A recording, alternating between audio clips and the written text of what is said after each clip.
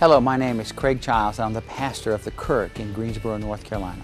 And we've been talking about suffering in some of our devotions, talking about some of the purposes for which God designed some of the good purposes. What I want to talk about today is a biblical response to suffering. There was a gentleman named Viktor Frankl who suffered the concentration camps in World War II, and he wrote this about a response to suffering. He said, "Suffering may strip us of all other dignities, but the one dignity which suffering can never take from us is our choice of our response to its injustices." And as I have looked at the Scriptures, I believe that Frankl is right. I see in the Scriptures people who have chosen their response to suffering. Think about Job. I mean, horrible suffering. His family was wiped out, lost everything, and he chose to respond by praising God. Think of Stephen as he was being stoned. He chose to respond to his suffering by offering forgiveness to those who were stoning him.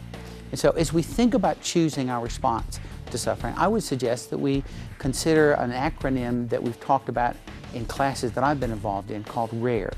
It's R-A-R-E, and it describes a response that says rejoice, act, release, and expect.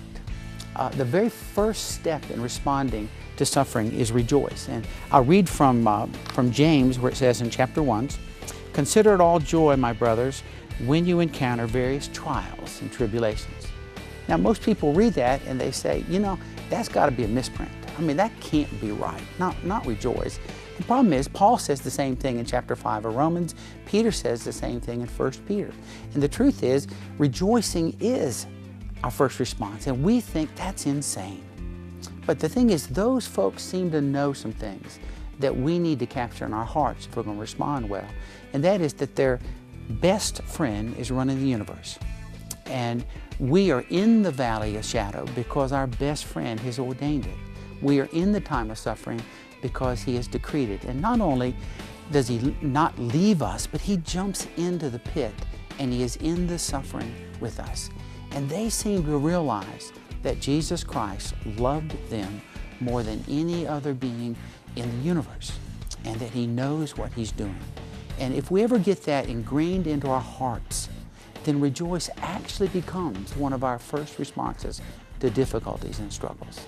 The A is for act or action. And one of the passages that I like that's in the Old Testament in the book of Esther, and the Queen Esther is actually Jewish, and her people are fixing to undergo some tremendous suffering.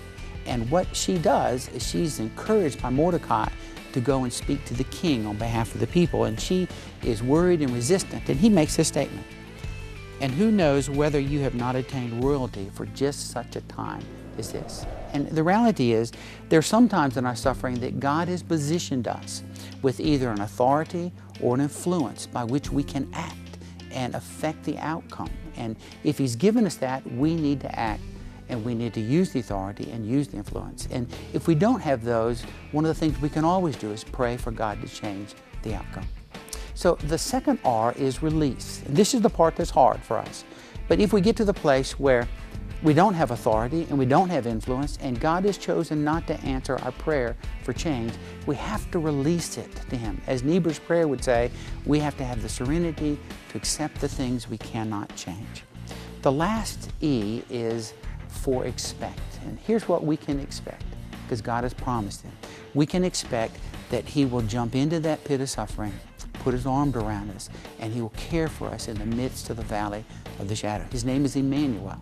We also know that ultimately He will cause whatever is occurring to work out for good for those who love Him and are called according to His purposes. It is a rare response. We don't see it much in the earth. We do see it in the Scripture. And that is to have a rejoicing, and then taking the action, whatever God has given us that's within our power to effect, to pray about it, then to release it to Him. Let Him be the one who determines the ultimate outcome of things. And then to expect that God will do what He said He will do. He will be with us, and He will cause it to turn out for good. And with that comes the great response to our times of suffering. Thank you, and have a good day.